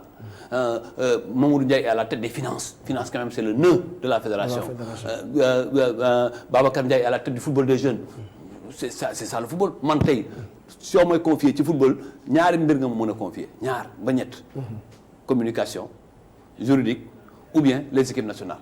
On me sort des équipes nationales, on me met à la commission juridique parce que commission communication dafa laaj liggéey bu bëri. Même ça, il y a beaucoup de choses qui restent à faire. Malheureusement, je suis aujourd'hui coincé par mes fonctions, par ma tâche professionnelle. On a dit qu'il faut m'alléger un peu. On a jógee commission communication parce que et donner un nouveau souffle à cette commission. Et on a pensé que Saër, c'est un excellent communicateur. Il en a les qualités, mais aussi il en a la vision. Mais ñu jox ko. C'est pas le choix de donner des personnes di tourner autour de. Non, le football appartient à toutes les compétences. nit ki nag compétence yàlla moo koy def ci nit. jërëjëf président xoolal du ma la bàyyi nga laaj. non pour match parce que waxuñu ci match Sénégal Guinée bi aussi. Sénégal parce que c'est vrai qu'on est à 4 points d'une qualification organisation match Sénégal Guinée bi. juste en quelques minutes wax sànq ba léegi non. waaw loolu wax naa ci c'est-à-dire que dès la semaine prochaine il y aura une mission de prospection parce que les deux matchs c'est deux matchs. waaw dañuy jouer fii et 2 jours après ou 3 jours on attend la programmation officielle de la FIFA de la CAF. envoyé nañ leen suñu proposition après eux ils programment en fonction des objectifs de marketing aussi. bu ñu fa demee déjà j'ai dit tantôt que l'entraîneur a réuni tout son staff. pour tirer toutes les leçons du passé pour envisager l'avenir. Et maintenant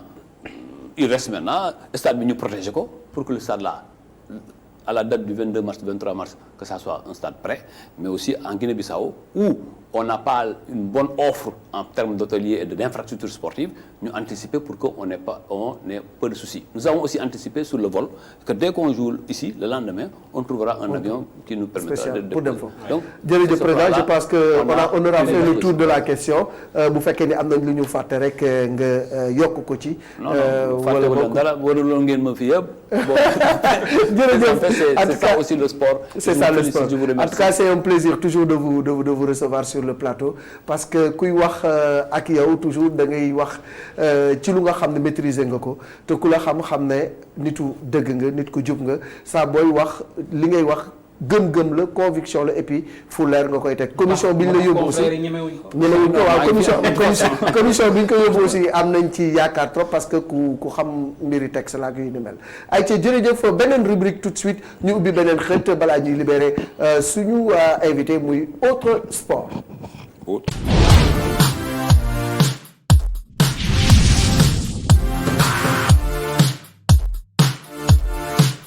autre sport Cheikhou foo ñu yóbbu tey. teg bool la ñuy waxtaanee teg bool du wolof nag dañu naan dañuy teg di bool non bokkul ça vient donc xaw na ko nuru Hongrie la bàyyee ko ay doomi Hongrie ko créé 3 la ñu ay entrepreneur lañ donc ay 2014 yooyu la ñu am idée bi déjà ils avaient une entreprise noonu ñu lancé ko en 2017 déjà ñu am fédération internationale bi ñu constitué ko en 2019 Sénégal dugg ci donc pour dire ne Sénégal dafa gaaw a adapté wu ci sport bu mu mënta doon 2019 bi ci Sénégal dugg dem na ci Jeux africains ñu jël 3e donc en 2019 ñu waroon dem ci coupe du monde mais malheureusement ay problème de visa ak yi demee noonu mujjee ñu dem mais tey ñu ngi ciy def ay jéego am solo association Guédiawaye moo koy gérer dem nañ foofu. tegbal tegal ma tegbal. ab table boo xamante ne filet bu dëgër moo séparé ñaari pàcc yi lañ teg ci diggi parquet stadium Amadou Barry bu Guédiawaye ñaari ndaw di jàmmarloo.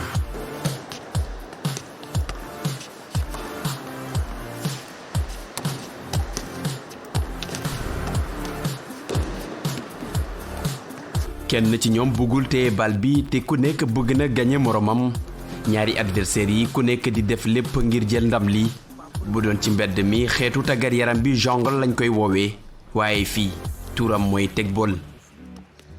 jege na football jege na tennis jege na football en ce que parties yi ñu autorisé ci football yooyu rek parties yi la ñu autorisé ci tegball tamit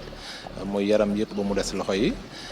jege na tennis parce que tamit sport bi ci table de tennis dañ koy defee table moom moo gën a andi originalité bi par rapport ak sport bi. règlement bi mooy teggul ça peut jouer à 2 1 contre 1 ou bien à 2 contre 2 2 contre 2 yi tamit mën na nekk mix góor ak jigéen contre góor ak jigéen règlement bi moom mooy da ngeen di paasante bal bi fekk du ëpp ñetti touche te partie bi ngay laalee bal bi tamit doo ko laal 2 fois successivement donc dafay loolu day firndaal na ne dafay laaj technicité laaj concentration laaj agilité ak yu mel noonu. ci atum 2014 la ko ñetti doomi Hongrie nekk ay entrepreneur lancé Gabor Borsellino Gyuri Gattyang ak Viktor Uszar fédération internationale bi ñu créé ko atum 2017 ci atum 2019 la Sénégal daal di découvrir bii la xeetu tàggat yaram tey mu nekk loo xamante ni bokk na ci quotidien jeunes yi. discipline bu neex la moo tax promotion bi tamit neex waaw li ci xaw a jafe rek moom mooy table bi c'est une table assez spécifique qui coûte beaucoup d'argent pour ñu am ci lu bari nag moom mooy jafe mais ñun ci suñuy moyen bopp ak suñuy organisation dañuy dem fekk ji nit ñi fekk ji ASC yi association yi la ñu bëgg ñu affilié wu ci ñun fekk ji leen fa andi mettre à disposition yóbbaale tamit ñoo xam ne dañuy def ay démonstration des fois ñu dem ci plage yi tamit plage yi ñu gën a fréquenté yi ñu dem fa tamit defal la promotion bi foofu wala nawetaan bii ñu génnoon tamit toutes les finales zonales yi amoon fii par exemple fii ñu nekk fii ci Guédiawaye ñëwoon nañ fi à la mi-temps on faisait également des démonstrations donc loolu moo tax ñu bëri ñëw di wuyu si pour ñëw di affilié wu. Maam Cheikh Fam ak Pape Mactar Diaw jàpp nañ ni ñooy ndaw yi gën a xareñ ci tegball fii ci Sénégal am na saa ci ab vidéo boo xamante ne dañ leen ko filmer mi ngi wër aduna bi tey ñu xayma ko ci 3 millions de vues ñaari doomi Guédiawaye yooyu jot nañu adopté bi le sport. tegball bi nekk na sport boo xamante ni d'ailleurs Sénégal ñu ko xam bëriwul par rapport ak football dafa commencé saturé bon tegball bi depuis ba ñu commencé ba léegi am na ay avantages yu bëri parce que d'ailleurs mois passé dañu waroon dem coupe du monde tegball bi avantage yooyu noonu pour représenter Sénégal benn yoon laa ko am muy ci tegball bi. ñi koy pratiquer bëriwul te en plus tegball boo ko gisee da nga naan jeu bu neex la boo si duggee mais boo koy soog a pratiquer doo ko comprendre tant que yàggoo si doo ko comprendre mais jeu bu neex la ñun en tout cas gis nañ si njariñ bu baax te yàqaluñ dara tamit suñu sport muy football bi nga xamante ne moom lañuy def. promotion bii di wéy donte sax moyens yi du noonu la demee acteurs yi ñoom seen xel dal na ci ne tàggat yaram bi ëllëg dina bokk ci ñu gën a jëfandikoo fii ci réew mi. en tout cas tegball gis ngeen ko noonu dafa laaj nga am technique individuelle am maîtrise aussi ci li nga xam ne moo di table ji mën a jongler ak lu mel noonu en tout cas sport la bu nga xam ne il faut être un bon technicien pour nga mun ko pratiquer alors tey waa RTS suñu naatango yi ñu ngi doon def également benn randonnée pédestre bu nga xam ne également dañ ci boolewaale sax di nettoyer li nga xam ne moom moo di dëkk bi fu ñu romb lu ñu fa jël ci wàllu saleté dañ ko doon jëlaale dugal ko ci poubelle yi mu nekkoon lu nga xam ne ministre yu bëri ñëwoon nañu participer ci waa RTS également def loolu muy association des jeunes de la RTS ñu ci profité aussi di wax ne waa fédération sénégalaise bu randonnée pédestre ñoom ñoo bokkoon nañ ci yëf yi et que dinañu amal dimanche bi rond-point JVC lay départ bi benn randonnée pédestre internationale ñu ciy xaar ay nit yu bëree bëri loolu moo nekkoon tey li ñu leen indiloon ci lii di Omnisport di leen joxaat dig daje dimanche prochain pour un autre numéro Sékou jaajëf jaajëf Malick di jaajëfal ñi ñu doon seetaan yëpp di jaajëfal Abdoulaye Sow mi fi bàyyeeku. jërëjëf Pape Malick monsieur Football. merci pareillement rendez-vous kon samedi prochain et dimanche prochain pour 11e journée. Pour 11e journée donc merci beaucoup à toute l'équipe qui nous a accompagnés pour la conception et la réalisation de cette émission à dimanche prochain pour un autre numéro de Omnisport.